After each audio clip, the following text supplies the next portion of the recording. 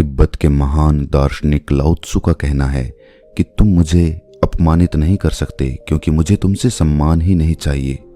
जो लोग दिखावा करके दूसरों की नज़रों में ऊंचा उठना चाहते हैं, उनसे इज्जत पाना चाहते हैं, ऐसे लोगों का दुनिया सिर्फ फायदा उठाती है। अगर आप दूसरों से सम्मान पाने की इच्छा छोड़ दो तो आपका अहंकार मिटना शुरू हो जाएगा, और जब आपका अहंकार बिल्कुल खत्म हो जाएगा तो लोग अपने आप ही आपकी इज्जत करने लगेंगे।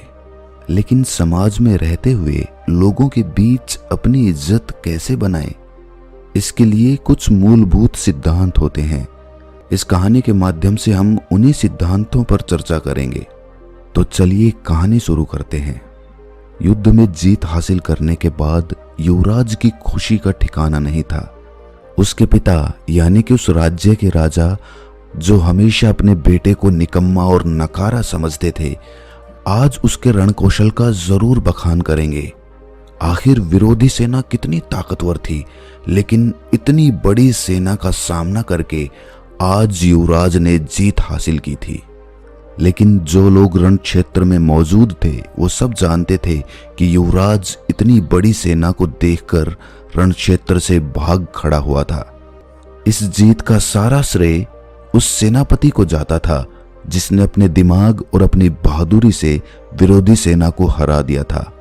युवराज ने सेनापति को अकेले में बुलाकर पहले ही समझा दिया था कि मेरे पिता को यह हरगिज पता न लगने पाए कि मैं युद्ध मैदान से भाग खड़ा हुआ था।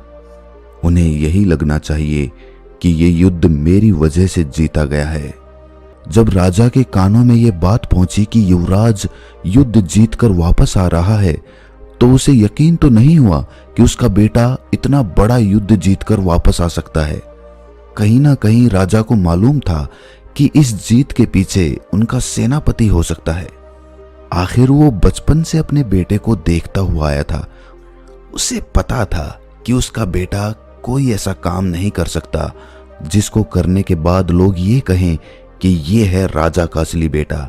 उसे अपना बेटा नकारा और निकम्मा लगता था।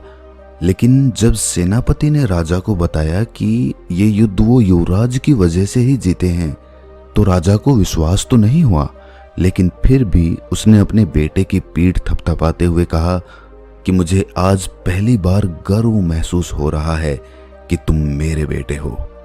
युवराज ये सुनकर बहुत खुश हो गया।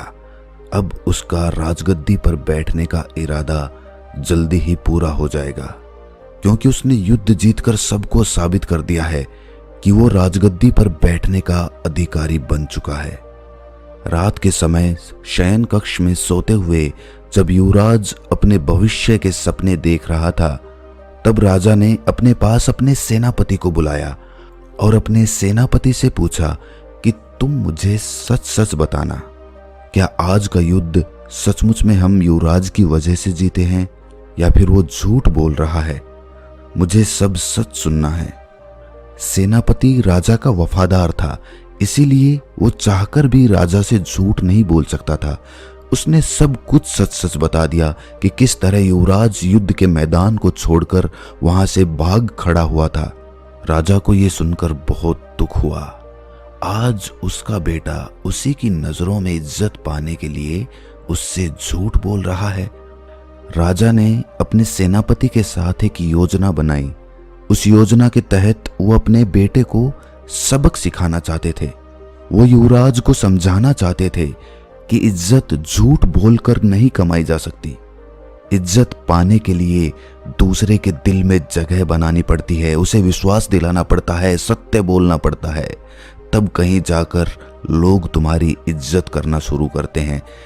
राजा ने और सेनापति ने अपनी योजना के तहत अगले दिन सुबह सुबह युवराज को अपने साथ लेकर शिकार पर निकल गए।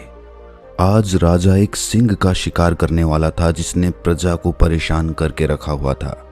जब युवराज को यह बात पता चली तो वो बहुत डर गया। उसने अपने पिता से बहाने बनाने की कोशिश की, लेकिन उसके पिता ने कहा कि बेटा, मैं बहुत बूढ़ा हो गया हूं, अब मुझसे शिकार नहीं होता, ये शिकार तुम्हें ही करना होगा। मैं तो बस तुम्हारी सहायता के लिए तुम्हारे साथ चल रहा हूं। अब युवराज के पास बचने का कोई विकल्प नहीं था, इसीलिए वो शिकार पर चलने के लिए तैयार हो गया। जब जंगल में युवराज का सिंह से सामना हुआ तो शुरुआत में तो वो सिंह को देखकर वहां से भाग जाना चाहता था, लेकिन वहां पर राजा खड़ा हुआ था, इसीलिए अपने पिता की नजरों में बहादुर बनने के लिए उसने सिंह से सामना लेने का निश्चय किया। और आखिरकार युवराज और सेनापति ने मिलकर उस सिंह का शिकार कर लिया। इससे युवराज का आत्मविश्वास बढ़ने लगा था। उसे विश्वास ही नहीं हो रहा था कि उसने एक सिंह को मार गिराया था। जंगल से वापस लौटते वक्त राजा के गुरु की एक कुटिया रास्ते में पड़ती थी। राजा अपने साथ अपने बेटे को लेकर अपने गुरु की कुटिया में पहुंचा। राजा ने अपने गुरु को प्रणाम करते हुए अपने युवराज का उससे परिचय करवाया। इसके बाद राजा ने जानबूझकर अपने बेटे को सबक सिखाने के लिए अपने गुरु से एक सवाल पूछा। उन्होंने कहा कि गुरुवर, मैंने अपने जीवन में बहुत झूठ बोले हैं।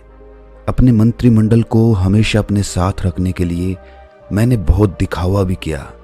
बहुत सारे युद्ध जो मैं सेनापति की वजह से जीता था, उसमें भी सारा श्रेय मैंने खुद ही ले लिया। मेरे सेनापति को प्रजा के सामने कभी भी वो सम्मान हासिल नहीं हुआ जिसका वो हकदार हुआ करता था। लेकिन अब मुझे पछतावा होता है। लोग मेरे सामने तो मेरी इज्जत करते हैं, लेकिन मेरे पीठ पीछे मुझे कायर बोलते हैं। मुझे बहुत बुरा लगता है। मैं चाहता हूं कि मैं अपनी गलतियों को सुधार दूं, लेकिन कोई तरीका नजर नहीं आता। मैं ऐसा क्या करूं कि लोग मुझ पर विश्वास करने लगें, मेरी इज्जत करने लगें। राजा के गुरु ने विचार मग्न होकर कहना शुरू किया। उन्होंने कहा कि राजन, एक बात हमेशा ध्यान में रखना। एक राजा का दिया हुआ वचन किसी भी हालत में पूरा होना चाहिए। जो वादा तुमने किसी से कर दिया, किसी को वचन दे दिया, वो किसी भी तरह पूरा करके दिखाओ। अगर तुम अपने दिए हुए वचन को पूरा नहीं कर पाओगे तो लोग यही कहेंगे कि ये राजा तो बड़बोला है, ये कुछ भी बोल देता है, इसकी बातों के पीछे कोई सच्चाई नहीं होती।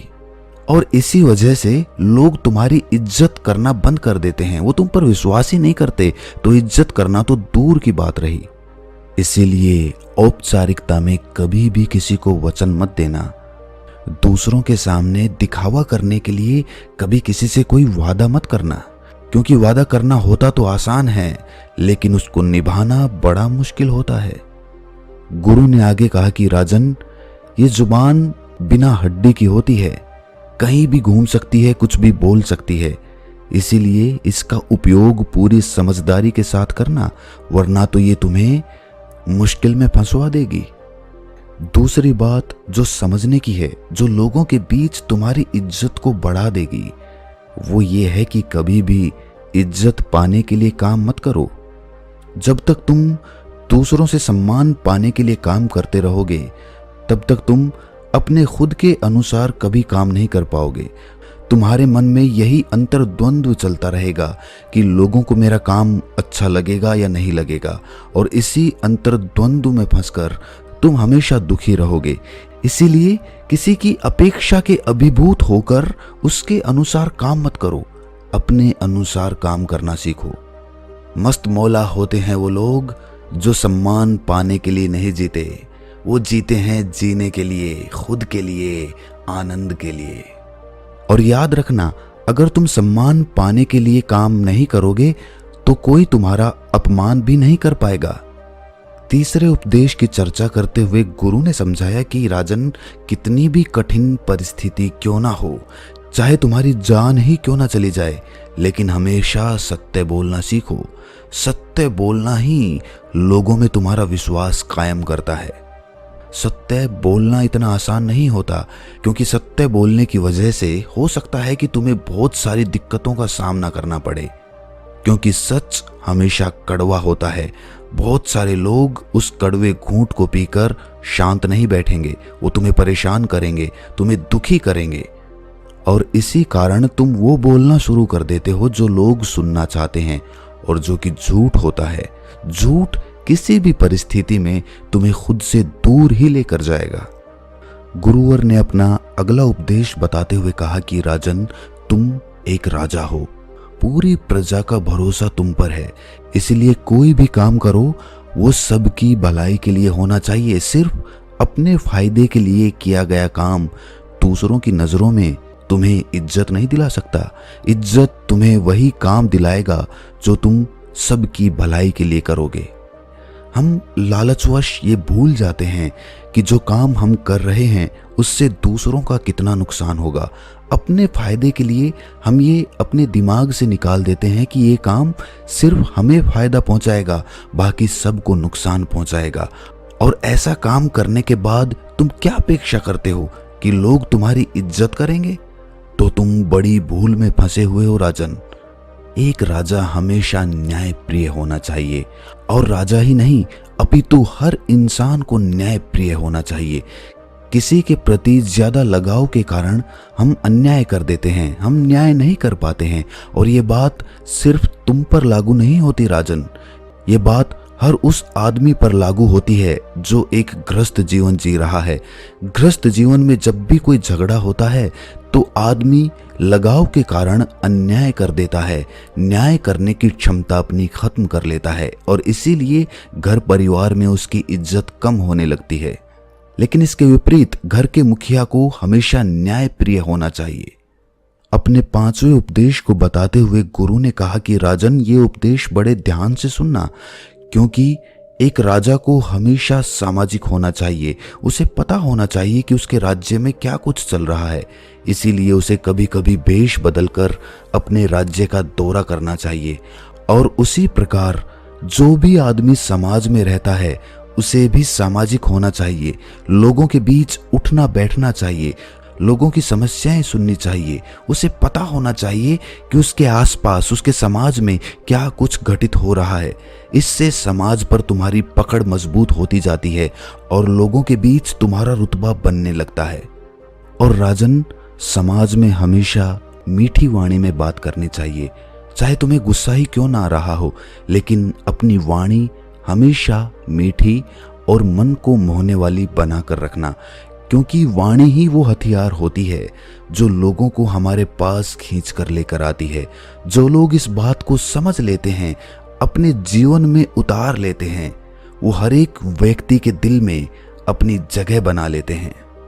बात चाहे कड़वी ही क्यों ना हो, लेकिन अगर वो सही अंदाज से कही गई हो तो वो बात भी सामने वाले को इतनी नहीं चुभती जितना कि सच चुभ जाता है जो सामने वाले को दुखी करने के लिए कड़वी जुबान से बोला जाता है।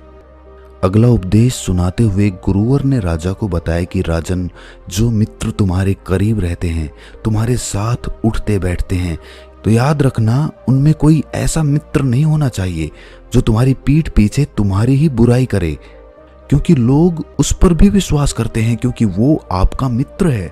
और आपका मित्र आपके बारे में जो बात बोलेगा लोग उसे ही सच मानेंगे, क्योंकि वो आपके आसपास हमेशा मौजूद रहता है। खुद कभी किसी के साथ विश्वासघात मत करना, और साथ ही साथ विश्वासघात और धोखेबाज मित्रों से हमेशा सावधान रहना, क्योंकि जितना नुकसान आपका शत्रु आपको नहीं पहुंचा सकता, उतना एक विश्वासघाती मित्र आपको पहुंचा सकता है। इसके बाद राजा के गुरु ने युवराज को संबोधित करते हुए कहना शुरू किया कि युवराज, तुम आने वाले समय के सम्राट हो, तुम ही इस राजगद्दी के असली हकदार कहलाए जाओगे। इसीलिए इन नियमों का अपने जीवन में जरूर अनुसरण करना। अगर तुम एक न्यायप्रिय और प्रजा के प्रिय राजा बनना चाहते हो तो इन नियमों का कभी भी भूलकर भी उल्लंघन मत करना, वरना तो तुम अपनी प्रजा के दिल में कभी भी जगह नहीं बना पाओगे। लंबे समय तक शासन करने के लिए ये नियम ऐसे हैं जो आपको अंधेरे रास्ते में एक मशाल की तरह तुम्हारे काम आते रहेंगे। ये कहकर राजा का गुरु जंगल से लकड़ियां बटोरने के लिए निकल जाता है और राजा अपने युवराज और सेनापति के साथ अपने राजमहल में वापस लौट आता है। रात भर युवराज उन बातों पर विचार करता रहा और अगले दिन सुबह सुबह अपने पिता के पास जाकर उसने सारी सच्चाई बता दी कि किस तरह वो युद्ध के मैदान से भाग खड़ा हुआ था और सेनापति की वजह से वो ये युद्ध जीत पाए। राजा को अपने बेटे के मुख से ये सच्चाई सुनकर बेहद प्रसन्नता हुई। उसे लगने लगा कि अब इसमें राजा के गुण उत्पन्न होना शुरू हो चुके हैं और इसी के साथ पिता और बेटा एक दूसरे के गले से लिपट जाते हैं। तो दोस्तों, कैसी लगी ये कहानी आपको कमेंट सेक्शन में ज़रूर बताना, और अच्छी लगी हो तो इस चैनल को सब्सक्राइब करके नोटिफिकेशन बेल को ज़रूर प्रेस कर देना। तो मिलते हैं अगली कहानी में, तब तक के लिए अपना ख्याल रखें।